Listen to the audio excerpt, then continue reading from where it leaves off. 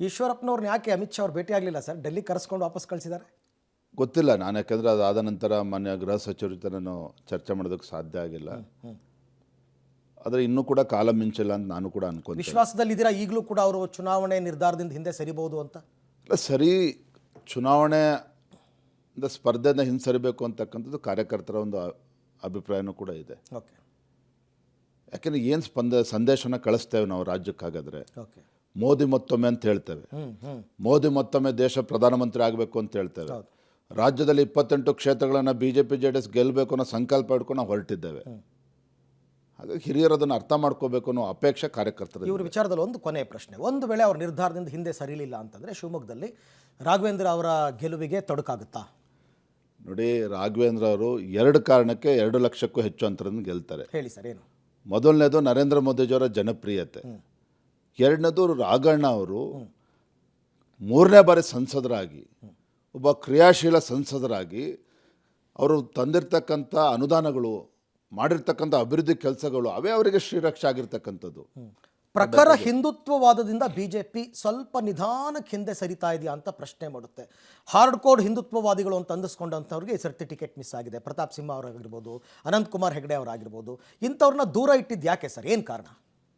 ನೋಡಿ, ಮತ್ತೆ ನಾನು ಪುನರಾವರ್ತನೆ ಮಾಡ್ತೇನೆ, ಯಾರಿಗೆ ಟಿಕೆಟ್ ಕೊಡಬೇಕು ಅನ್ನೋ ತೀರ್ಮಾನ ನಮ್ಮ ರಾಷ್ಟ್ರೀಯ ನಾಯಕರದು, ರಾಷ್ಟ್ರೀಯ ಅಧ್ಯಕ್ಷರದು, ವರಿಷ್ಠರದು. ಅನಂತಕುಮಾರ್ ಹೆಗಡೆ ವಿಚಾರವಾಗಿ ನಾನು ಹೇಳ್ತೇನೆ, ಸನ್ಮಾನ್ಯ ಯಡಿಯೂರಪ್ಪನವರೇ ಸ್ವತಃ ಎಲ್ಲರ ಸಮ್ಮುಖದಲ್ಲಿ ಅನಂತಕುಮಾರ್ ಅವರಿಗೆ ಇದೊಂದು ಬಾರಿ ಅವಕಾಶ ಮಾಡಿಕೊಡಿ ಅಂತ ಹೇಳಿದಾಗ ರಾಷ್ಟ್ರೀಯ ನಾಯಕರು ಬೇರೆ ಬೇರೆ ಕಾರಣಕ್ಕೆ ಅವ್ರ ತೀರ್ಮಾನವನ್ನು ತೆಗೆದುಕೊಂಡಿದ್ದಾರೆ. ಓಕೆ. ಪ್ರತಾಪ್ ಸಿಂಹ ಅವರು, ಇವತ್ತು ಪ್ರತಾಪ್ ಸಿಂಹ ಅವರು 2 ಬಾರಿ ಸಂಸದರಾಗಿ ಅವ್ರದ್ದೇ ಆದಂಥ ಅಭಿವೃದ್ಧಿ ಕೆಲಸಗಾರಗಳು ಮಾಡಿದ್ದಾರೆ, ಉತ್ತಮ ಕೆಲಸ ಮಾಡಿದ್ದಾರೆ. ಆದರೆ ಪ್ರತಾಪ್ ಸಿಂಹಗೆ ಟಿಕೆಟ್ ತಪ್ಪಿಸ್ಬೇಕು ಅಂತಕ್ಕಂಥ ತೀರ್ಮಾನ ಅಥವಾ ಕೊಡಬೇಕು ಕೊಡಬಾರ್ದು ತೀರ್ಮಾನ ವಿಜೇಂದ್ರನದಲ್ಲ. ಕೇವಲ ಮೈಸೂರು ಲೋಕಸಭಾ ಕ್ಷೇತ್ರದಲ್ಲ, ರಾಜ್ಯದ ಎಲ್ಲ 25 ಕ್ಷೇತ್ರದ ಬಗ್ಗೆನೂ ಕೂಡ ಕೇಂದ್ರದ ವರಿಷ್ಠರ ತೀರ್ಮಾನ, ನನ್ನ ಅಭಿಪ್ರಾಯ ಕೇಳಿರ್ಬೋದು, ಅದೇ ರೀತಿ 4 ಮುಖಂಡರ ಅಭಿಪ್ರಾಯನೂ ಕೂಡ ಪಡೆದುಕೊಂಡಿದ್ದಾರೆ. ಹಾಗಾಗಿ ಪ್ರತಾಪ್ ಸಿಂಹ ಟಿಕೆಟ್ ಸಿಗಲಿಲ್ಲ, ಅನಂತಕುಮಾರ್ ಹೆಗಡೆ ಟಿಕೆಟ್ ಸಿಗಲಿಲ್ಲ, ಹಿಂದುತ್ವ ಪ್ರಶ್ನೆ ಇಲ್ಲ ರೀ. ಓಕೆ, ಇದು ಯಾವುದೋ ಪ್ರಶ್ನೆನೇ ಅಲ್ಲ. ಯಾವುದೋ ಪ್ರಶ್ನೆ ಇಲ್ಲ. ವರಿಷ್ಠರು ಯಾಕೆ ತೀರ್ಮಾನ ಮಾಡಿಲ್ಲ, ಲೋಕಸಭಾ ಚುನಾವಣೆ ಆದಮೇಲೆ ಗೊತ್ತಾಗ್ತದೆ. ಓಕೆ, ಅದಕ್ಕೆ ಕಾರಣಗಳು ಸಾಕಷ್ಟು ಇರ್ತದೆ. ಅದನ್ನು ಬಹಿರಂಗವಾಗೂ ಮಾತನಾಡೋದಕ್ಕೆ ನಾನು ಇಚ್ಛೆ ಪಡೋದಿಲ್ಲ. 4 ಗೋಡೆ ಮಧ್ಯೆ ನಾನು ಮಾತಾಡ್ತೇನೆ ಚುನಾವಣೆ ಮುಗಿದ್ಮೇಲೆ. ಆದರೆ ಒಂದು ಮತ್ತೊಮ್ಮೆ ಸ್ಪಷ್ಟವಾಗಿ ಹೇಳ್ತಾನೆ, ನನಗೆ ಪಕ್ಷದ ವರಿಷ್ಠರು ಜವಾಬ್ದಾರಿನ ಕೊಟ್ಟಿದ್ದಾರೆ. ನನಗೆ ಕೊಟ್ಟಿರ್ತಕ್ಕಂಥ ಜವಾಬ್ದಾರಿ ಎಲ್ಲರನ್ನು ಕೂಡ ವಿಶ್ವಾಸಕ್ಕೆ ತೆಗೆದುಕೊಂಡು ಪಕ್ಷವನ್ನು ಮುನ್ನಡೆಸಬೇಕು ಅಂತ. ಅವನಿಗೆ ಟಿಕೆಟ್ ಕತ್ರಿ ಹಾಕಿ ಇವ್ರಿಗೆ ಟಿಕೆಟ್ ತಪ್ಪಿಸಿ ಅನ್ನೋ ಕಾರಣಕ್ಕೆ ನಂಗೆ ಟಿಕೆಟ್ ಕೊಟ್ಟಿಲ್ಲ. ಯದುವೀರ್ ಒಡೆಯರ್ ಅವ್ರನ್ನ ಯಾವಾಗ ಸರ್ ನೀವು ಅವ್ರನ್ನ ಪಕ್ಷಕ್ಕೆ ಕರ್ಕೊಂಬರ್ಬೇಕು ಅನ್ನೋ ತೀರ್ಮಾನ ಮಾಡಿದ್ದು? ಯಾರಿಂದ ಆಗಿದ್ದು ಕತೆ? ನೋಡಿ, ರಾಜವಂಶಸ್ಥರಿದ್ದಾರೆ, ಅವ್ರ ಬಗ್ಗೆ ಮಾತನಾಡಬೇಕಾದ್ರೆ ನಾನು ಕೂಡ ಭಾಳ ಎಚ್ಚರಿಕೆಯಿಂದ ಮಾತನಾಡಬೇಕಾಗ್ತದೆ. ಯದುವೀರ್ ಒಡೆಯರ್ ಅವರು ರಾಜಕಾರಣಕ್ಕೆ ಬರಬೇಕು ಅನ್ನೋ ಯಾವುದೇ ಒಂದು ಅಪೇಕ್ಷೆ ಅವ್ರಿಗೆ ಇರಲಿಲ್ಲ. ಅದು ನರೇಂದ್ರ ಮೋದಿಜಿಯವರ ನಾಯಕತ್ವನ ಮೆಚ್ಚಿ ಅವರು ರಾಜಕಾರಣಕ್ಕೆ ಇವತ್ತು ಧುಮುಕಿದ್ದಾರೆ. ಓಕೆ, ಹಾಗೆ ಇಷ್ಟು ಮಾತ್ರ ಸಂದರ್ಭದಲ್ಲಿ ಹೇಳ್ತಾನೆ, ಸ್ವತಃ ಮುಖ್ಯಮಂತ್ರಿಗಳು ದೂರವಾಣಿ ಕರೆ ಮಾಡಿ, ಒಡೆಯರ್ ಅವರೇ ನೀವು ರಾಜಕಾರಣಕ್ಕೆ ಬರೋದ್ರೆ ಬನ್ನಿ, ಕಾಂಗ್ರೆಸ್ಸಿಂದ ನಿಮ್ಗೆ ಅಭ್ಯರ್ಥಿ ಮಾಡ್ತೀವಿ ಅಂತ ಹೇಳಿದ್ರು ಕೂಡ ನಾನಿಲ್ಲ, ಚುನಾವಣೆ ನಿಂತರೆ ಭಾರತೀಯ ಜನತಾ ಪಾರ್ಟಿಯಿಂದ ಮಾತ್ರ ಅಂತೇಳಿ ತಮ್ಮ ನಿರ್ಧಾರವನ್ನು ಸ್ವತಃ ಮುಖ್ಯಮಂತ್ರಿಗಳು ತಿಳಿಸಿದ್ದಾರೆ ಅವರು. Okay okay fine. ಹಾಗಾಗಿ ಇದು ಬಿಟ್ಟು ನಾನು ಇನ್ನೇನು ಹೆಚ್ಚು ಮಾತನಾಡೋದಕ್ಕಾಗೋದಿಲ್ಲ. ಒಡೆಯರ್ ಅವ್ರನ್ನ ಅಲ್ಲಿ ಅಭ್ಯರ್ಥಿ ಮಾಡಬೇಕು ಅಂತಕ್ಕಂಥ ತೀರ್ಮಾನ ವಿಜೇಂದ್ರನದಲ್ಲ, ನಮ್ಮ ವರಿಷ್ಠರ ಚಿಂತನೆ. ಇನ್ನೊಂದು ಡಾಕ್ಟರ್ ಮಂಜುನಾಥ್ ಅವ್ರನ್ನ ಪಕ್ಷಕ್ಕೆ ಕರ್ಕೊಂಡು ಬರೋದು, ಅವ್ರನ್ನ ಅಭ್ಯರ್ಥಿ ಮಾಡ್ತಕ್ಕಂಥದ್ದು ಯಾರ ಸ್ಟ್ರಾಟಜಿ ಇದು? ಎಲ್ಲ ಅನೇಕ ಹಿರಿಯರು ಕೂತು ಚಿಂತನೆ ಮಾಡಿದ್ದಾರೆ. ಯಾಕೆಂದ್ರೆ ನೋಡಿ, ರಾಜಕಾರಣದಲ್ಲಿ ಒಂದು ಹೇಳ್ತಾನೆ, ರಾಜಕಾರಣಿಗಳು ಅಂತ ಹೇಳಿದ್ರೆ ಒಂದು ರೀತಿ ಜನಸಾಮಾನ್ಯರಲ್ಲಿ ಅಲರ್ಜಿ ಇದೆ. ರಾಜಕಾರಣಿಗಳು ಅಂದರೆ ಅವ್ರು ನೋಡ್ತಕ್ಕಂಥ ದೃಷ್ಟಿಕೋನನೇ ಬೇರೆ ಇದೆ. ಆದರೆ ಈ ರೀತಿ ಒಬ್ಬ ಸಜ್ಜನ ರಾಜಕಾರಣಿಗಳು ಬೇರೆ ಬೇರೆ ಕ್ಷೇತ್ರಗಳಲ್ಲಿ ಸೇವೆ ಮಾಡಿರ್ತಕ್ಕಂಥ, ಆರೋಗ್ಯ ಕ್ಷೇತ್ರದಲ್ಲಿ ಸೇವೆ ಮಾಡಿರ್ತಕ್ಕಂಥ ಡಾಕ್ಟರ್ ಮಂಜುನಾಥ್ ಅವರು ರಾಜಕಾರಣಕ್ಕೆ ಬರ್ತಕ್ಕಂಥದ್ದು ನಿಜವಾಗ್ಲೂ ಕೂಡ ಇದು ಇಟ್ಸ್ ಅ ಗುಡ್ ಸೈನ್.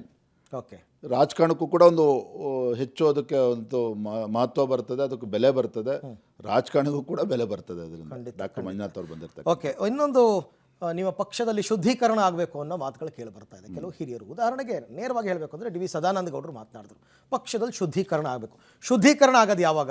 ಕಸ ತುಂಬಿಕೊಂಡಿದ್ದಾಗ ಶುದ್ಧೀಕರಣ ಮಾಡ್ತಾರೆ. ಅದ್ರ ಪಕ್ಷದಲ್ಲಿ ಕಸ ತುಂಬಿದೆಯಾ? ನೋಡಿ, ಸದಾನಂದ ಗೌಡರು ಹಿರಿಯರಿದ್ದಾರೆ, ಯಾವ ಅರ್ಥದಲ್ಲಿ ಹೇಳಿದ್ರೆ ನನಗಂತೂ ಗೊತ್ತಿಲ್ಲ. ಆದರೆ ಒಂದಂತೂ ಒಪ್ತೇನೆ, ನಾವು ಮುಂದೆ ವಿಧಾನಸಭಾ ಚುನಾವಣೆಯಲ್ಲಿ ಸ್ಪಷ್ಟ ಬಹುಮತಕ್ಕೆ ಅಧಿಕಾರಕ್ಕೆ ಬರಬೇಕು ಅಂತೇಳಿ ನಾವು ಯೋಚನೆ ಮಾಡೋದಾದರೆ, ಅಥವಾ ಗುರಿಯನ್ನು ಮುಟ್ಟಬೇಕು ಅಂತ ಹೇಳಿದ್ರೆ, ನಾನು ಅನ್ನೋದನ್ನು ಮರೆತು, ನಾನು ಅನ್ನೋದನ್ನು ಬದಿಗಿಟ್ಟು, ನಾವು ಅನ್ನುವ ಒಂದು ಉದ್ದೇಶ ಇಟ್ಕೊಂಡು ನಾವು ಒಟ್ಟಿಗೆ ಕೆಲಸ ಮಾಡಿದಾಗ ಆ ಗುರಿನ ತಲುಪೋದಕ್ಕೆ ಸಾಧ್ಯ ಆಗ್ತದೆ. ಓಕೆ. ಕೆಲವು ಹಾಲಿ ಸಂಸದರು ತಾವೇ ಸ್ವಯಂ ನಿವೃತ್ತಿ ತಗೊಂಡ್ರು, ಈ ಸರ್ತಿ ನಾವು ಚುನಾವಣೆಗೆ ಸ್ಪರ್ಧೆ ಮಾಡಲ್ಲ ಅಂತ ಮೊದಲೇ ಘೋಷಣೆ ಮಾಡಿದ್ರು. ಅಂಥವ್ರನ್ನ ವಿಶ್ವಾಸಕ್ಕೆ ತಗೊಳ್ಳೋದ್ರಲ್ಲಿ ನೀವು ಸ್ವಲ್ಪ ಎಡವುದ್ರ ಅಂತ. ಉದಾಹರಣೆಗೆ ನೇರವಾಗಿ ಹೇಳ್ತೀನಿ, ಶ್ರೀನಿವಾಸ್ ಪ್ರಸಾದ್ ಅವರು, ನನಗೆ ಟಿಕೆಟ್ ಸಿಗಲಿಲ್ಲ, ನಾನು ಮೊದಲೇ ಹೇಳಿದ್ದೆ ನಿವೃತ್ತಿ ತೊಗೊಂಡಿದ್ದೆ, ಅಟ್ಲೀಸ್ಟ್ ನನಗೊಂದು ಮಾತಾದರೂ ಆಡಬೇಕಾಗಿತ್ತು, ನನ್ನನ್ನು ಮರ್ತೇ ಬಿಟ್ಟರು, ನಿರ್ಲಕ್ಷ್ಯ ಮಾಡಿದ್ರು. ಈಗ ಇಡೀ ಅವ್ರ ಕುಟುಂಬ ಕಾಂಗ್ರೆಸ್ ಕಡೆ ಹೊರಟಿದೆ. ನೋಡಿ, ಶ್ರೀನಿವಾಸ್ ಪ್ರಸಾದ್ ಅವರು ಹಿರಿಯರಿದ್ದಾರೆ, 40-50 ವರ್ಷಗಳ ಒಂದು ಸುದೀರ್ಘ ರಾಜಕೀಯ ಅನುಭವ ಇದೆ. ಚಾಮರಾಜನಗರ ಇರ್ಬೋದು, ಮೈಸೂರು ಜಿಲ್ಲೆಗಳಲ್ಲಿ ಅವ್ರದ್ದೇ ಆದಂಥ ಒಂದು ಅವಿನಾಭಾವ ಸಂಬಂಧ ಕಾರ್ಯಕರ್ತರ ಜೊತೆ ಮತ್ತು ಸಮಾಜದ ಜೊತೆ ಇದೆ. ಅಭ್ಯರ್ಥಿಗಳು ಘೋಷಣೆ ಆಗೋ ಮುನ್ನ ನಾನೇ ಸ್ವತಃ ಶ್ರೀನಿವಾಸ್ ಪ್ರಸಾದ್ ಅವ್ರ ಮನೆಗೆ ಭೇಟಿಯನ್ನು ಕೊಟ್ಟು ಅವರ ಅಭಿಪ್ರಾಯನೂ ಕೂಡ ಪಡೆದುಕೊಂಡಿದ್ದೇನೆ. ಓಕೆ. ಅವರ ಅಭಿಪ್ರಾಯದಂತೆ ಕೇಂದ್ರದ ವರಿಷ್ಠರ ಮುಂದೆ ಕೂಡ ನಾನು ಮಂಡನೆ ಮಾಡಿದ್ದೇನೆ. ಓಕೆ. ಅಂತಿಮವಾಗಿ ಕೇಂದ್ರ ವರಿಷ್ಠರು ನಾಯಕರು ತೀರ್ಮಾನ ಮಾಡಿದ್ದಾರೆ. ಇಷ್ಟು ಮಾತ್ರ ಸಂದರ್ಭ ಹೇಳ್ತೇನೆ. ಅವ್ರು ಹಿರಿಯರಿದ್ದಾರೆ. ಅಂದ್ರೆ ಪ್ರಯತ್ನ ಆಗಿತ್ತಾ? ಅವರ ಮತ್ತೊಬ್ಬರ ಅಳಿಯ ಹರ್ಷ ಅವರು, ನಮ್ಮ ಮಾಜಿ ಶಾಸಕ, ಅವರು ಭಾರತೀಯ ಜನತಾ ಪಾರ್ಟಿಲೇ ಇದ್ದಾರೆ. ಡಾಕ್ಟರ್ ಮೋಹನ್ ಕೂಡ ಇದ್ದಾರೆ, ಇನ್ನೂ ಕೂಡ ಅವರೇ ನಮ್ಮ ಜೊತೆಲಿ ಇರ್ತಾರೆ. ಹಾಗಾಗಿ ಖಂಡಿತ ಎಲ್ಲ ಯಾರೋ ಒಂದು 4-6 ಜನ ಹೋಗಿದ್ದಾರೆ ಅಂತ ಹೇಳಿದ್ರೆ ಶ್ರೀನಿವಾಸ್ ಪ್ರಸಾದ್ ಅವರು ಹಿರಿಯರಿದ್ದ, ನಾನು ಅವ್ರನ್ನ ಭೇಟಿ ಮಾಡ್ತೇನೆ ವೈಯಕ್ತಿಕವಾಗಿ. ಅವ್ರನ್ನ ಸತ್ಯಾಸತ್ಯನ ತಿಳಿಸ್ತಕ್ಕಂಥ ಪ್ರಯತ್ನ ಮಾಡ್ತೇನೆ. ನನ್ನ ಲೋಪಗಳೇನಿದೆ ತಿದ್ಕೊಳ್ತೇನೆ, ಅದರಲ್ಲಿ ತಪ್ಪೇನಿಲ್ಲ. ಇನ್ನು ಕೊನೆ ಒಂದು ಹಂತಕ್ಕೆ ಬರ್ತಾ ಇದ್ದೀವಿ ಸರ್, ಬಹಳ ಮುಖ್ಯವಾದ ಘಟ್ಟ ಇದು, ಮೈತ್ರಿ ವಿಚಾರ. ಮೈತ್ರಿ ಬಿ ಜೆ ಪಿಗೆ ಅನಿವಾರ್ಯ ಆಯ್ತಾ, ಜೆ ಡಿ ಎಸ್ಗೆ ಅನಿವಾರ್ಯ ಆಗಿತ್ತಾ? ರಾಜ್ಯದ ಹಿತದೃಷ್ಟಿಯಿಂದ, ದೇಶದ ಭವಿಷ್ಯದ ದೃಷ್ಟಿಯಿಂದ, ನಮ್ಮ ಕರ್ನಾಟಕ ರಾಜ್ಯದಿಂದ ಎಲ್ಲ 28 ಕ್ಷೇತ್ರಗಳನ್ನು ಗೆಲ್ಲುವ ನಿಟ್ಟಿನಲ್ಲಿ ಖಂಡಿತ ಅವಶ್ಯಕತೆ ಇತ್ತು ಇಬ್ರಿಗೂ. ಖಂಡಿತ ಅದ್ರ ಭಾರತೀಯ ಜನತಾ ಪಾರ್ಟಿ ಇರ್ಬೋದು, ಜೆ ಡಿ ಎಸ್ ಇರ್ಬೋದು. ನಿಮಗೇನು ಸರ್ ಅವಶ್ಯಕತೆ? ಕಳೆದ 2019 ಲೋಕಸಭಾ ಚುನಾವಣೆಯಲ್ಲಿ 25 ಸೀಟ್ ಗೆದ್ದಿದ್ದೀರಾ ನೀವು. ಜೆ ಡಿ ಎಸ್ ಜೊತೆ ಹೋಗೋ ಅನಿವಾರ್ಯತೆ ಏನಿತ್ತು? ಹಾಗಾದ್ರೆ ಹುಡುಗಾಟಿಕೆಲ್ಲ ರಾಜ್ಯದಲ್ಲಿ ಇವತ್ತು ಕಾಂಗ್ರೆಸ್ ಸರ್ಕಾರ ಇದೆ.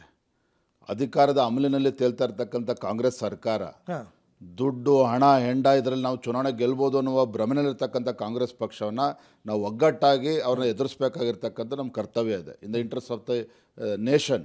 ಇದರಲ್ಲಿ ಸ್ವಾರ್ಥ ಏನೂ ಇಲ್ಲ. ಹಾಗಾದ್ರೆ ನಮ್ಮೇನು ತಪ್ಪೇನೆ, ನಾವೊಂದು ಸ್ಥಾನಗಳನ್ನು ಬಿಟ್ಕೊಟ್ಟಿದ್ದೆ, ನಾವು ತಪ್ಪೇನಿದೆ, ಅದು ನಾವು ಯಾವುದೇ ಒಂದು ಗೊಂದಲ ಇಲ್ಲದೆ ಅದನ್ನು ಮುನ್ನಡೆಸ್ಕೊಂಡು ಮೈತ್ರಿ ಮಾಡ್ಕೊಂಡ್ಮೇಲೆ ಸ್ಥಾನ ಬಿಟ್ಕೊಡ್ಬೇಕು, 3 ಸ್ಥಾನ ಬಿಟ್ಕೊಟ್ಟಿದ್ದೀರಾ. ಈಗ ಮೊದಲನೇದಾಗಿ ಹಾಸನಕ್ಕೆ ಬರೋದಾದರೆ, ಹಾಸನದಲ್ಲಿ ನೀವು ಹೇಳಿಬಿಟ್ರಿ ಪ್ರಜ್ವಲ್ ರೇವಣ್ಣ ಅವರು ಖಂಡಿತ ಗೆಲ್ತಾರೆ ಅಂತ. ಮಂಡ್ಯ ಕ್ಷೇತ್ರಕ್ಕೆ ಬರ್ತೀನಿ. ಮಾಜಿ ಮುಖ್ಯಮಂತ್ರಿ ಕುಮಾರಸ್ವಾಮಿ ಅವ್ರನ್ನ ಕಣಕ್ಕಿಳಿಸಿದ್ದೀರಾ, ಸುಮಲತಾ ಅವ್ರನ್ನೂ ವಿಶ್ವಾಸಕ್ಕೆ ತಗೋತಾ ಇದ್ದೀರಾ. ಸುಮಲತಾ ಅವ್ರು ಏನಾದ್ರು ಬರ್ತಾರಾ ಪ್ರಚಾರಕ್ಕೆ? ಖಂಡಿತವಾಗಿ ಬರ್ತಾರೆ. ಇವತ್ತು ಭಾರತೀಯ ಜನತಾ ಪಾರ್ಟಿ ಇವತ್ತು ಅಧಿಕೃತವಾಗಿ ಅವರು ಸೇರ್ಪಡೆ ಆಗ್ತಾ ಇದ್ದಾರೆ. ಮಂಡ್ಯದಲ್ಲೂ ಪ್ರವಾಸ ಮಾಡ್ತಾರೆ, ರಾಜ್ಯಾದ್ಯಂತನೂ ಕೂಡ ಪ್ರವಾಸ ಮಾಡ್ತಾರೆ. ಅದರಿಂದ ಪಕ್ಷಕ್ಕೆ ಕೂಡ ಲಾಭ ಆಗ್ತದೆ. ಓಕೆ. ಪ್ರಧಾನಿ ಮೋದಿ, ಮಾಜಿ ಪ್ರಧಾನಿ ದೇವೇಗೌಡರು, ಮಾಜಿ ಮುಖ್ಯಮಂತ್ರಿ ಯಡಿಯೂರಪ್ಪನವರು ಒಂದೇ ವೇದಿಕೆಯಲ್ಲಿ ನೋಡ್ಬೋದಾ ಸರ್? ಖಂಡಿತ ನೋಡ್ತಾರೆ. ಹೌದಾ? ಪ್ರಚಾರಕ್ಕೆ ಎಲ್ಲ ಪ್ಲಾನ್ ಆಗಿದೆಯಾ? ಇಲ್ಲ, ಬರೋದ್ರಿಂದ ಎಲ್ಲವೂ ಕೂಡ ಪ್ಲಾನಿಂಗ್ ಆಗ್ತಾ ಇದೆ. ನೋಡಿ, ದೇವೇಗೌಡಜಿಯವರು ನಿಜವಾಗ್ಲೂ ಕೂಡ ಒಪ್ಕೊಳ್ಳೇಬೇಕು ನಾವು. ನನ್ನ ಹಾಸನ ಹೋಗಿದೆ ನಾಮಿನೇಷನ್.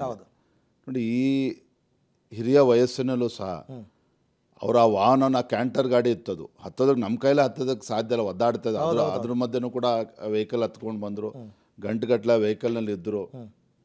ನಿಜವಾಗ್ಲೂ ಕೂಡ ಅವರ ಒಂದು ಏನು ನಮ್ಮೆಲ್ಲರೂ ಕೂಡ ಒಂದು ವಿಶ್ವಾಸ ತರ್ತಕ್ಕಂಥ ಅವರ ನಡೆ ಏನಿದೆ, ಅವರ ಮಾತುಗಳು ನಿಜವಾಗ್ಲೂ ಕೂಡ ಆಶ್ಚರ್ಯ ಆಗ್ತದೆ. ಈ ವಯಸ್ಸಿನಲ್ಲೂ ಕೂಡ ಅವರ ರಾಜ್ಯದ ಬಗ್ಗೆ, ಮೋದಿಜಿಯವ್ರ ಬಗ್ಗೆ ಇಟ್ಕೊಂಡಿರ್ತಕ್ಕಂಥ ಒಂದು ಸದಾಭಿಪ್ರಾಯ ನಿಜವಾಗ್ಲೂ ಕೂಡ ನಮಗೆಲ್ಲರೂ ಕೂಡ ಒಂದು ಪ್ರೇರಣೆ. ಅವರು ಕೂಡ ಜೆ ಡಿ ಎಸ್ ಜೊತೆಗಿನ ಮೈತ್ರಿ ಕೇವಲ ಲೋಕಸಭಾ ಚುನಾವಣೆಗೆ ಮಾತ್ರ ಸೀಮಿತನ, ಮುಂಬರುವ ವಿಧಾನಸಭೆ ಚುನಾವಣೆಗೂ ಪ್ಲಾನ್ ಮಾಡಿದ್ದೀರಾ? ಎಲ್ಲದಕ್ಕೂ ಕೂಡ ಕಾಲವೇ ಉತ್ತರ ಕೊಡುತ್ತದೆ. ಒಂದಂತೂ ಸತ್ಯ, it's not A short term strategy. Okay. ಪ್ರಧಾನಮಂತ್ರಿ ನೇತೃತ್ವದಲ್ಲಿ ಇವತ್ತು ಜೆ ಡಿ ಎಸ್ ಪಕ್ಷ ನಾವೆಲ್ಲರೂ ಒಂದೇ ವೇದಿಕೆಗೆ ಬಂದಿದ್ದೇವೆ ಅಂತೇಳಿ ದೂರದೃಷ್ಟಿ ಇಟ್ಕೊಂಡು ಪ್ಲಾನ್ ಮಾಡಿರ್ತಾರೆ. ಓಕೆ. ಒಂದು ವೇಳೆ ಏನಾದರೂ ರಾಜ್ಯದಲ್ಲಿ ಚುನಾವಣೆಯ ಬಳಿಕ ಕಾಂಗ್ರೆಸ್ ಸರ್ಕಾರ ಅಸ್ಥಿರವಾದರೆ ಅಂತ ಏನಾದರೂ ಪ್ಲಾನ್ ಮಾಡಿದ್ದೀರಾ ಅಥವಾ ಯೋಚನೆ ಮಾಡಿದ್ದೀರಾ? ಮೊನ್ನೆ ಡಿ ಕೆ ಶಿವಕುಮಾರ್ ಅವ್ರಿಗೆ ಕೇಳಬೇಕು ಪ್ರಶ್ನೆನ. ಯಾಕೆ ನಿಮ್ದೇನಾದ್ರದ್ದು ಪಾತ್ರ ಇಲ್ಲ? ನಮಗೇನ ಸರ್ಕಾರ ಬೀಳಿಸ್ಬೇಕು ಪ್ರಶ್ನೆ ಇಲ್ಲ. ಕೆಲವರೆಲ್ಲ ಮಾತಾಡ್ತಿದ್ದಾರೆ ಸರ್. ಆಗಲೇ ಯಡಿಯೂರಪ್ಪನವರೇ ಮೊನ್ನೆ ಅಂದ್ಬಿಟ್ರು, ಒಂಚೂರು ಅವ್ರು ಎಚ್ಚರ ತಪ್ಪಿದ್ರೆ ಸಾಕು, ಬಿಜೆಪಿ ಅವ್ರು ಬಂದು ಕೂತ್ಕೋತೀವಿ ಅಂತ ಅವ್ರಿಗೆ ಗೊತ್ತು ಅಂತ. ಅದು ಇಂಡೈರೆಕ್ಟ್ಲಿ ಮೊನ್ನೆ ಸಿದ್ದರಾಮಯ್ಯ ಅವರಿಗೆ ಕಿವಿ ಮಾತನ್ನು ಹೇಳ್ತಾ ಇದ್ದಾರೆ. ಡಿ ಕೆ ಶಿವಕುಮಾರ್ ಅವ್ರ ಬಗ್ಗೆ ಎಚ್ಚರಿಕೆಯಿಂದ ಏನೋ ಮಾತನ್ನು ಯಡಿಯೂರಪ್ಪನ ತಿಳಿಸಿದ್ದಾರೆ. ನಿಮ್ಮ ಮೇಲೆ ನಂಬಿಕೆ ಇಟ್ಟು, ವಿಶ್ವಾಸ ಇಟ್ಟು ನಿಮ್ಮನ್ನು ರಾಜ್ಯಾಧ್ಯಕ್ಷರನ್ನಾಗಿ ಮಾಡಿದ್ದಾರೆ ಮೇಲ್ನವರು. ಅದನ್ನು ನೀವು ಪ್ರೂವ್ ಮಾಡ್ಕೋಬೇಕು ಅನ್ನೋದೇ ಆದರೆ ನಿಮ್ಮ ಪ್ರಕಾರ ಎಷ್ಟು ಗೆದ್ದು ಕೊಡಬೇಕು? ನೀವು ಕರ್ನಾಟಕದಿಂದ ಮೋದಿ ಅವ್ರಿಗೆ ಎಷ್ಟು ಸೀಟ್ಗಳನ್ನ ಕೊಡಬೇಕು? 28ಕ್ಕೆ 28 ಕೂಡ ನಾವು ಕೊಡಬೇಕು. ಓಕೆ. 28ಕ್ಕೆ 28 ಕೂಡ ಗೆಲ್ತಕ್ಕಂಥ ವಾತಾವರಣ ನಿಶ್ಚಿತವಾಗಿ ನಿರ್ಮಾಣ ಆಗಿದೆ. ಮತದಾರರು ತಯಾರಿದ್ದಾರೆ. ಓಕೆ. ನಮ್ಮ ಮನಸ್ತಾಪಗಳನ್ನು, ನಮ್ಮ ವೈಯಕ್ತಿಕ ಪ್ರತಿಷ್ಠೆಗಳನ್ನು ಬದಿಗಿಟ್ಟು, yes, that is correct, Modi ಮತ್ತೊಮ್ಮೆ ಅಂತ ಏನು ಘೋಷಣೆಗಳನ್ನು ಕೂಗ್ತಾ ಇದ್ದೇವೆ, ಕಾಯ ವಾಚ ಮನಸ ನಾವೆಲ್ಲರೂ ಕೂಡ ಒಗ್ಗಟ್ಟಾಗಿ ಮಾಡಬೇಕಾಗಿದೆ. ಅದು ನಾವು ಖಂಡಿತ ನಾವು ಯಶಸ್ವಿ ಆಗ್ತೇವೆ. ಓಕೆ. ವಿಜಯೇಂದ್ರ ಅವರೇ, ನಿಮಗೆ ನಿಮ್ಮ ಪಕ್ಷಕ್ಕೆ ಚುನಾವಣೆಯಲ್ಲಿ ಒಳ್ಳೆಯದಾಗಲಿ ಅಂತಕ್ಕಂಥದ್ದು ನಮ್ಮದು ಹಾರೈಕೆ. Thank you. ಎಸ್, ನೋಡಿದ್ರಲ್ಲ ವೀಕ್ಷಕರೇ, ಇದು ಬಿಜೆಪಿ ರಾಜ್ಯಾಧ್ಯಕ್ಷರಾದಂತಹ ಶ್ರೀ BY ವಿಜಯೇಂದ್ರ ಅವರ ಮನದಾಳದ ಮಾತು. ಇದಾಗಿತ್ತು ಇವತ್ತಿನ ವಿಶೇಷ. ನೆನಪಿರಲಿ, ನ್ಯೂಸ್ ಅಂದರೆ ಪಬ್ಲಿಕ್ ಟಿವಿ.